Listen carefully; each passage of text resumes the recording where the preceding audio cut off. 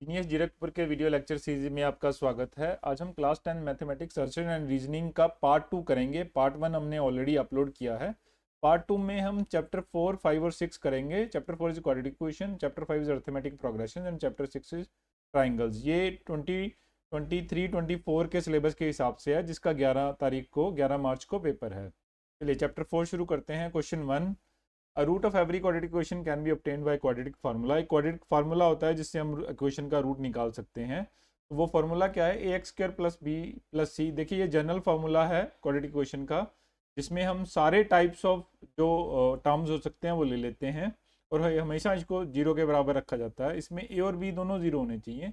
A B भी zero हो सकता है, ए जीरो नहीं होना चाहिए। Then the quadratic formula of the roots is minus B plus minus root B square minus 4ac upon 2a। इसको डी बोला जाता है। देखिए प्लस और माइनस, प्लस से एक टर्म आ जाएगी, माइनस से एक टर्म आ जाएगी, मतलब दो रूट हो जाएंगे। चलिए इसको कैलकुलेट करने की कोशिश करते हैं। ए ट्रू है, एक क्वाड्रेटिक फार्मूला है जिससे क्वाड्रेटिक इक्वेशन के सोल्यूशन निकल जाते हैं, जो हमने नीचे लिखा है।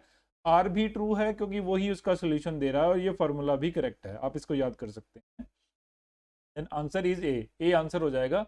ए एक असर्शन है जिसका रीजन आर में दिया गया है और वो करेक्ट भी है, तो ए आंसर हो जाएगा। टू असर्शन क्या है? If root of the equation 2k minus 1 x square plus 4x minus 3 is equal to 0 are the reciprocal to each other, then k is equal to 1। हम इसको कैलकुलेट करने की कोशिश करेंगे। रीजन क्या है? If a is equal to c then the roots of equation A x square plus B x plus C are the reciprocal to each other.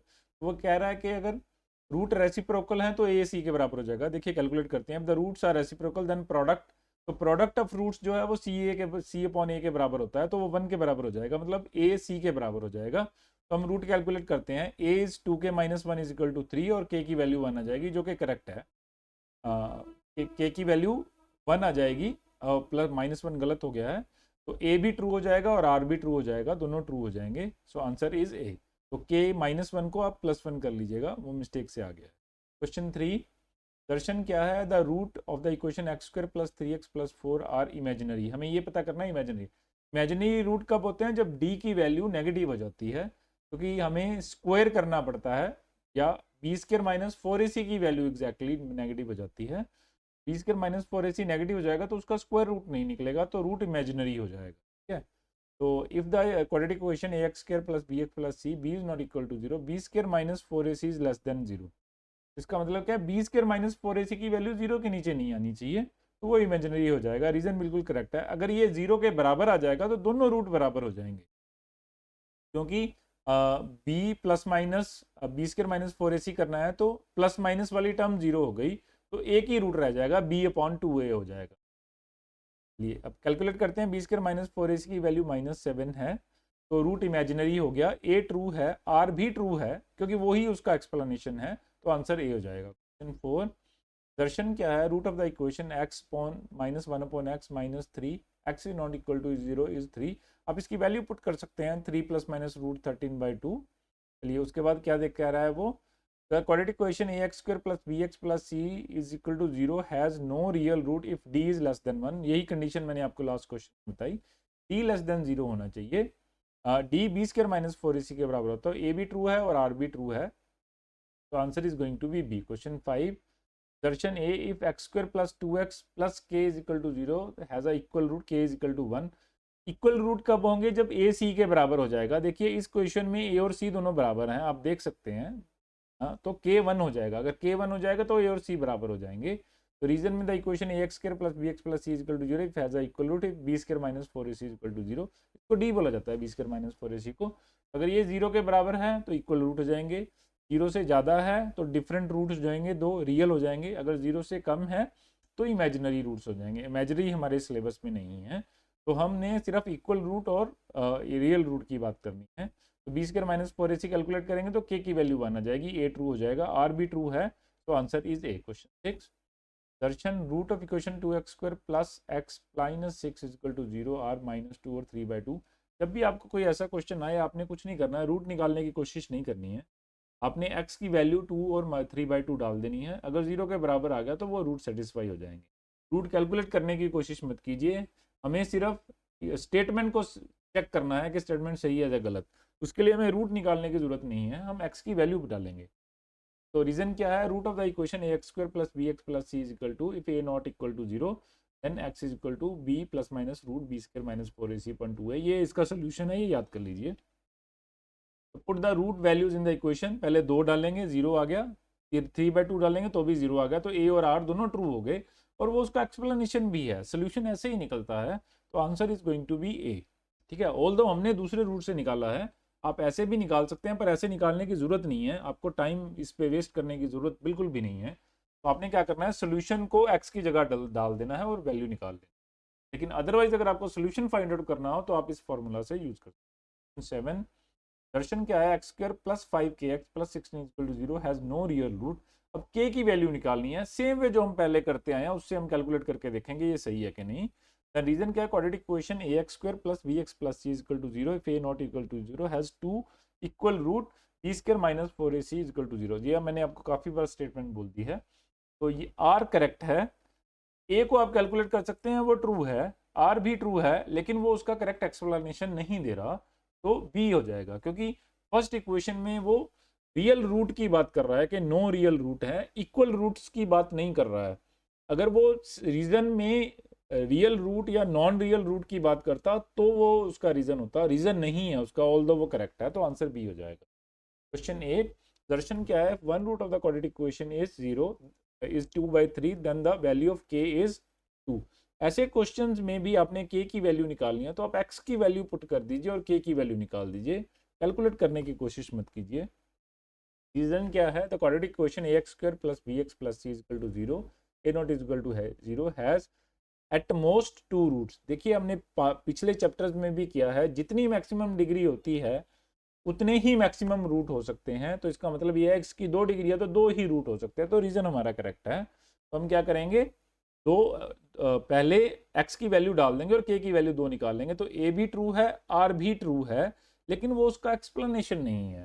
k की value निकालने में वो हमारी मदद रीजन में नहीं कर रहा है, वो सिर्फ ये बता रहा है कि इसके 2 रूट हो सकते हैं। तो दोनों स्टेटमेंट करेक्ट हैं, लेकिन आंसर बी आएगा, रीजनिंग नहीं हो पाई है। चलिए क्वेश्चन 9 चलते हैं। असर्शन क्या है, 2x minus 1 square minus 4x square plus 5 is equal to 0 is not a quadratic equation. चलिए रीजन क्या है, an equation of form ax² plus bx plus c is equal to a not equal to 0 where a b c are real roots is called a quadratic equation. पहले first equation को देखते हैं। देखिए quadratic equation वो equation होती है जिसमें x की पावर मैक्सिमम 2 हो सकती है। तो अगर आप ध्यान से इस इक्वेशन को देखेंगे, इसमें x की मैक्सिमम पावर 2 ही है, तो असर्शन इनकरेक्ट है, तो असर्शन फॉल्स हो जाएगा, असर्शन इज फॉल्स। तो जब असर्शन फॉल्स हो जाता है तो आंसर डायरेक्टली ही डी आ जाता है, ऑल्दो रीजन ट्रू है। क्वेश्चन 10 असर्शन क्या है, 3x² minus 6x plus 3 has a repeated roots. अब रिपीटेड रूट्स का क्या मतलब है कि एक ही रूट है, तो हम क्या करेंगे, b² माइनस 4ac की वैल्यू निकालेंगे। सेकंड में वो क्या बोल रहा है, the quadratic equation ax² plus bx is equal to c has a repeated roots if discriminant d is greater than 0। तो रिपीटेड रूट नहीं, ये गलत है रीजन, फिर भी हम असर्शन निकालने की कोशिश करते हैं। पहले assertion D of the equation has a repeated roots, तो डी की वैल्यू निकालेंगे, -6 इंटू -6 प्लस 4 इंटू 3, तो ये सही है, A is true, but R false हो गया। आर फॉल्स होने से डायरेक्टली हमारा आंसर सी आ जाएगा। चलिए चैप्टर 5 के हमने 10 क्वेश्चन कर लिए, चैप्टर 4 के सॉरी क्वाड्रेटिक इक्वेशन के, अब चैप्टर 5 के करते हैं अर्थमेटिक प्रोग्रेशंस के। Let positive number a b c be in AP, then 1 upon bc 1 upon ac 1 upon ab are also in AP। ऐसे क्वेश्चंस में आपको लॉजिकली जाने की जरूरत नहीं है, आप कोई भी एक AP ज्यूम कर लीजिए, आप उसको इस कंडीशन में डालने की कोशिश कीजिए, अगर वो सही आ रहा था वो सही हो जाएगा। ठीक है, मोस्ट प्रॉब्ली सही हो जाएगा, कई बार कुछ प्रॉब्लम आ भी जाती है, लेकिन आप सोल्यूशन निकालने की कोशिश a+d करने की कोशिश मत कीजिएगा। चलिए असर्शन में क्या करता है, if each term of AP is divided by ABC then the resulting sequence is in AP। तो वो हम चेक कर लेते हैं। चलिए मान लीजिए मैंने 2 4 6 3 एक AP की टर्म्स मान ली है एज पर क्वेश्चंस, तो मैं क्या करूंगा, तो 1/b 1/c कर लूंगा। 1/b 1/c की वैल्यू 1/24 1/12 और 1/8 आ गई, तो ये AP में होने चाहिए। AP में इनको निकालने के लिए मैं इनका बेस बराबर करता हूँ, डिनोमिनेटर बोलते हैं जिसको हम, मेक डिनोमिनेटर इक्वल। तो ये 1/24 2/24 3/24 आ गया, इसका मतलब ये AP में है। अगर ये AP में है तो असर्शन ट्रू हो गया है। अगर असर्शन ट्रू है तो उसका रीजन भी ट्रू है, क्योंकि वही रीजन वो दे रहा है जिस मेथड से हमने इसको निकाला है. So answer is going to be A. Question 2, assertion if Sn is the sum of the first n terms of AP, the nth term of AP is given by. ये बिल्कुल करेक्ट फॉर्मूला है, Sn minus Sn minus 1. अगर आप पहली 5 term का सम कर लें और फिर पहली 6 टर्म्स का सम कर लें, अगर 6 टर्म्स के सम्स में से आप 5 टर्म्स का सम निकालेंगे तो लास्ट टर्म बच जाएगी, वो मिल जाएगी आपको. अदरवाइज जनरल फॉर्म में ये a plus n minus 1d होती है, तो आप वैसे भी कर सकते हैं, लेकिन ये भी ट्रू है. चलिए रीजनिंग क्या है, 10th टर्म ऑफ 5 8 11 14 इज 35, ये हम कैलकुलेट कर लेंगे. तो असर्शन इज ट्रू, वो पहले ही ट्रू हो गया है. तो इसमें a 5 है, d 8 माइनस 5, कोई भी दो कंसेक्टिव टर्म्स को आप माइनस कर लीजिए तो आपको d की वैल्यू मिल जाएगी. तो a 10 निकालेंगे, that is a plus n minus 1d, तो 32 आ रहा है. तो आपका क्या हो गया, आर फॉल्स हो गया है. आर फॉल्स हो गया तो आंसर सी हो जाएगा. R is false, answer is C. चलिए क्वेश्चन 3 करते हैं. The sum of the series with the terms tn n minus 5n is 465 when the number of n is 50. अब ऐसे क्वेश्चंस में आपने क्या करना है, आपने पहले टर्म्स सेटअप करने की कोशिश करनी है. टर्म्स आप कैसे सेटअप करेंगे, आप n की वैल्यू पहले 1 डालेंगे, फिर 2, फिर 3, फिर 4, तो आपको टर्म्स मिल जाएंगी. तो वो टर्म्स लेके फिर आप उसको वैल्यू निकालेंगे. चलिए कैलकुलेट करेंगे. तो give the series AP, the sum of terms of AP is Sn is equal to n by 2 is equal to 2an minus 1d. तो ये बिल्कुल करेक्ट है, ये यही फार्मूला होता है, रीजन सही है हमारा. तो आप ये याद कर लीजिए, Sn is equal to n by 2 into 2a plus n minus 1d. लेकिन जो ज़्यादा इजी फार्मूला मुझे लगता है, that is n by 2 into a plus l. l is the last term, ठीक है, तो वो ज़्यादा मुझे आसान फार्मूला लगता है. तो n by 2 into a plus l, वो भी सम ऑफ सीरीज होता है. चलिए कैलकुलेट करते हैं. Put any value of n and get the value of a. a की वैल्यू निकल जाएगी, ऐसी d की वैल्यू निकल जाएगी. लेकिन अब आप देखिए d इसमें नेगेटिव है, तो Sn की वैल्यू ऑब्वियसली नेगेटिव आएगी, तो असर्शन जो है वो गलत है. तो assertion is false. Assertion false है तो आंसर डी हो जाएगा. आप इसको सेटअप करने की ज़रूरत ही नहीं है. देखिए फर्स्ट टर्म 4 है और डिफरेंस जो है -5 आ गया, तो सारी टर्म्स आगे माइनस की रहेंगी, तो Sn हमेशा ही नेगेटिव आएगा इसमें. तो इसका मतलब असर्शन गलत है, आपको कैलकुलेट करने की भी ज़रूरत नहीं. Question 4, sum of natural numbers from 1 to 100 is 5050. आप देखिए इसमें लगाइए आप formula n by 2 into a plus l. तो n is 100, 100 by 2 into first term is 1 and last term is 100, 1 plus 100, तो ये सीधा निकल जाएगा. चलिए अब दूसरे में वो दे रहा है कि सम ऑफ n नेचुरल नंबर्स, बिल्कुल सही है. First is the 1 is the first number and n is the last number. Same formula जो मैं आपको बता रहा था, रीजन हमारा सही है. असर्शन हम चेक कर लेते हैं. तो 100 इंटू 100 प्लस 1 बाई 2, 5050, आंसर सही है, बिल्कुल सही है. चलिए a is true and r is true, तो आंसर इज a. चलिए question 5, sum of first 15 term 258 is 345. ये हम कैलकुलेट कर लेंगे. तो रीजन में क्या है, sum of the first N terms, ये हमें पता है सही है, रीजन सही है. असर्शन चेक करते हैं. a 2 है, d 5 माइनस 2 3 हो जाएगा, तो s 15 निकालना है हमें. तो n बाई 2, 15 बाई 2, 2 इंटू ए कर दिया हमने, 2 इंटू 2, और n माइनस 1 d, तो 15 माइनस 1 15n है, माइनस 1 इंटू डी 3 है, तो उसको कैलकुलेट कर लेंगे. 345. असर्शन सही है, वो रीजन भी सही है और वो उसका एक्सप्लेनेशन भी है, तो आंसर ए हो जाएगा. 6, assertion common difference between 5 4 3 2 1 is -1. तो जब भी आपने कॉमन डिफरेंस निकालना है तो आगे वाली टर्म से पीछे वाली टर्म निकालनी है. तो अगर 4 माइनस 5 करेंगे तो -1 आ जाएगा. असर्शन सही है. Reason the constant difference between two terms of AP is commonly known as common difference. ये भी सही है, कंसेक्टिव टर्म्स में से आप एक दूसरे को माइनस कर दीजिए तो आपका डिफरेंस मिल जाएगा. तो A is true, R is true, explanation भी है, तो आंसर ए हो जाएगा. 7, दर्शन क्या आया था, value of n if a is 10, d is 5, an is 95 is 16. तो हम जर्नल टर्म्स लगा के इसको कैलकुलेट करेंगे. रीजन क्या दे रहा था, formula of a journal term, journal term का उसने फॉर्मूला दे दिया, तो बिल्कुल सही है, a plus n minus 1d. तो कैलकुलेट कर लेते हैं. a 16 इज 10 इंटू 16 प्लस 1, तो वैल्यू क्या आ जाएगी, a फॉल्स हो जाएगा. a सही नहीं है, an 95 के बराबर नहीं. चलिए तो answer is going to be D. Assertion, question 8, assertion the 10th term of AP is तो हमें ए पता है 5 हो जाएगा, डी 2 हो जाएगा, 7 माइनस 2 इज 23। तो formula S n is if S n of sum of the first N term then the nth term of the term is, तो ये सही है, ये हमने पहले कर लिया, एस एन माइनस 1 टर्म करना है हमने। चलिए, तो ए 10 इज 23 वो करेक्ट है, आर भी ट्रू है लेकिन दोनों एक्सप्लेनेशन नहीं है, हाँ दोनों एक्सप्लेनेशन नहीं है, ये गलत हो गया, तो बी पार्ट आ जाए आंसर इसमें। क्वेश्चन 9, असर्शन क्या है, 5 10 15 are 3 consecutive terms in AP. हमें पता है तीनों कंसेक्टिव है क्योंकि दोनों का डिफरेंस बराबर है। ऐसा कोई भी केस आए आपने डिफरेंस चेक कर लेना है, बराबर होना चाहिए। तो 10 में से 5 निकालेंगे 5 आ जाएगा, 15 में से 10 निकालेंगे 5 आ जाएगा, तो करेक्ट है ये। रीजन चेक कर लेते हैं, if a B c are consecutive numbers in AP then 2b is equal to a plus 3। तो इन केसेस में आपको कोई भी एक एपी ज्यूम कर लेनी है और उसको डाल के देख लेना है, अगर सही आ रहा है तो सही है, मोस्टली वो सही हो जाएगा, कई बार कुछ गड़बड़ आ सकती है लेकिन मोस्टली वो सही होगा। तो हम क्या करेंगे, ए ट्रू है तो आर की वैल्यू कैलकुलेट करने की कोशिश करेंगे, मिडिल टर्म को 2 से मल्टीप्लाई करेंगे और ए और सी को जोड़ देंगे, ठीक है। तो answer is going to be A, सही है, बिल्कुल सही है। अदरवाइज आप डिफरेंस वाले जर्नल टर्म लगा के भी इसको निकाल सकते हैं, उसकी जरूरत नहीं है, हमें सिर्फ असर्शन और रीजनिंग का आंसर देना। Question 10, sum of N terms, assertion क्या है, sum of N terms of AP is 3 13 23 is 5n square minus 8n। देखिए जो एपी है वो कॉमन डिफरेंस से चलता है, तो n की स्क्वायर में पावर नहीं आ सकती, तो n के कोई प्रोपोर्शनल रूट में आएगा, तो अगर n स्क्वायर हो गया तो वो एपी में नहीं हो सकता, तो ये असर्शन गलत है, ठीक है जी। तो रीजन पढ़ने की हमें जरूरत नहीं है, ऑल द रीजन सही है। The sum of first N term of AP is S N N by 2 two N minus 1 D.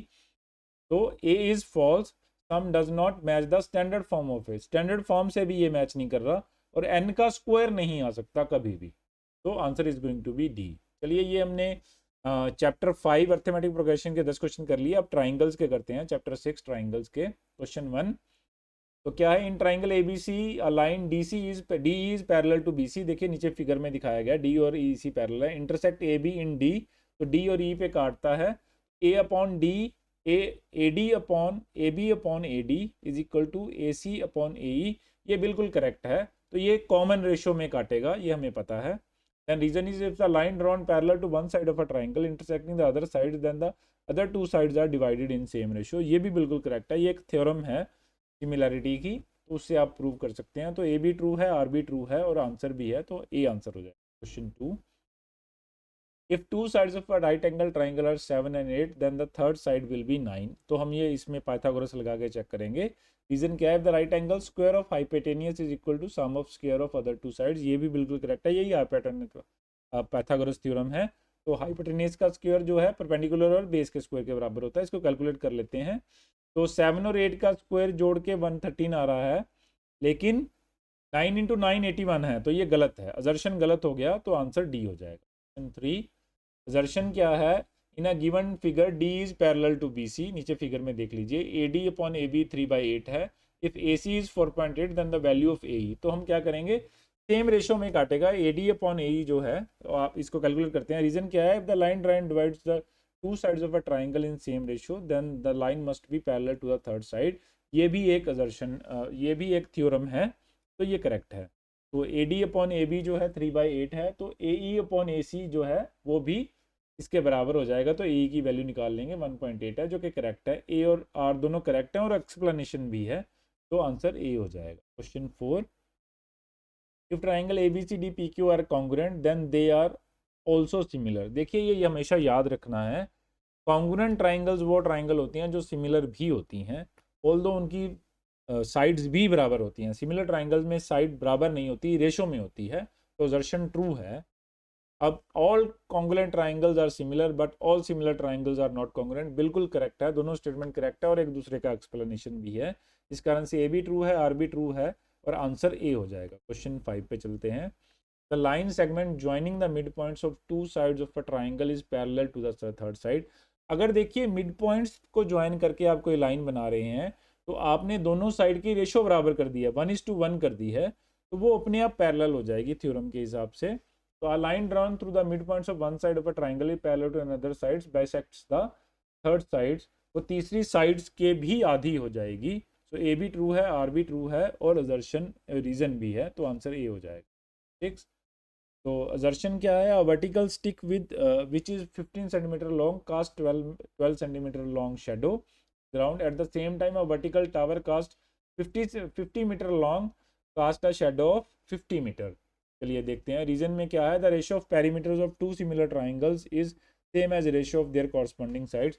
ये ध्यान रखना है, दो सिमिलर ट्राइंगल्स का पेरीमीटर सेम रेशियो में होता है जो साइड की रेशियो है, लेकिन दो सिमिलर ट्राइंगल्स का एरिया, क्योंकि वो साइड स्क्वायर से आता है, तो साइड्स के रेशियो के स्क्वायर के बराबर होता है। तो रीजन सही है इसमें, लेकिन असर्शन में हम क्या करेंगे, असर्शन फॉल्स है, क्योंकि जो एक टाइम पे शेडोज जो हैं वो एक सिमिलर ट्राइंगल बनाती हैं, तो हाइट और शेडो का रेशियो दोनों का बराबर होना चाहिए। इस केस में हाइट और शेडो का रेशियो बराबर नहीं है। 15/12 is not equal to 50/50 which is incorrect, तो ए फॉल्स हो जाएगा। तो answer is going to be D. Question 7, in the figure A B C is equal to A E D. देखिए दोनों सिमिलर ट्राइंगल्स हैं, बी सी की value दी है, A B की, ए ई की वैल्यू दी है, और हमें डी ई की निकालनी है, हमें रेशियो में डाल देना है। तो रीजन में क्या है, if in two triangles angle of a triangle are proportional to the angle of other triangle then their corresponding sides are equal hence the two triangles are similar. देखिए ये स्टेटमेंट गलत है, क्योंकि एंगल्स रेशो में नहीं होने चाहिए, angles बराबर होने चाहिए, साइड्स रेशो में होनी चाहिए। तो ये एंगल रेशो में कर रहा है, तो आर इनकरेक्ट हो जाएगा, तो आर फॉल्स हो जाएगा। तो आंसर सीधे का सीधा आपका सी आंसर हो जाएगा। क्वेश्चन 8, दर्शन क्या है, all congruent triangles are similar but all similar triangles are not congruent. ये हमने पहले कवर कर लिया, ये सही है। तो रीजन क्या है, if the corresponding sides of two triangle are proportional then they are similar. देखिए अगर साइड्स प्रोपोर्शनल हैं तो सिमिलर हैं, अदरवाइज सिमिलर नहीं है। एंगल सिमिलर होने से सिमिलर नहीं होंगे, एंगल सेम होने से सिमिलर होंगे। तो ए ट्रू है, आर ट्रू है, और लेकिन ये इसका एक्सप्लेनेशन नहीं है, उसने कॉन्ग्रुएंट ट्राइंगल्स की बात नहीं की है, तो हम आंसर बी लगाएंगे। Question 9, the sides of two similar triangles are in ratio 2:5 then their area of the triangle is 4/25। हम कैलकुलेट करने की कोशिश करेंगे। रीजन में क्या कह रहा है, ratio of areas of two similar triangles is equal to square of ratios of their side. ये करेक्ट है। अब हम साइड की रेशियो निकालने की कोशिश करेंगे। Ratio of similar triangles is side 1 upon side 2 का स्क्वायर, दैट इज 2/5 का स्क्वायर, दैट इज 4/25, जो कि करेक्ट है। तो A is correct, R is correct, और एक्सप्लेनेशन भी है, तो आंसर ए हो जाएगा। Question 10, in a given figure P A Q B R C S D parallel हैं। देखिए फिगर में उसने 90 डिग्री का एंगल दिया है, एक ही लाइन से एक ही एंगल बनाने वाली जो लाइनें होती हैं वो पैरेलल होती हैं, तो दर्शन ट्रू है। तो इफ 3 और more line sides are perpendicular to one line then they are parallel to each other, बिल्कुल सही है। तो ए भी ट्रू है, आर भी ट्रू है, और एक्सप्लेनेशन भी है, इस कारण से आंसर ए हो जाएगा। चलिए पार्ट 2 में हमने चैप्टर 4, चैप्टर 5 और चैप्टर 6 तीन चैप्टर कवर कर लिए हैं। हम हर पार्ट में कोशिश करेंगे कि 3-3 चैप्टर के एटलीस्ट 10-10 क्वेश्चन कवर करें, कि आपका असर्शन और रीजनिंग कवर हो जाए।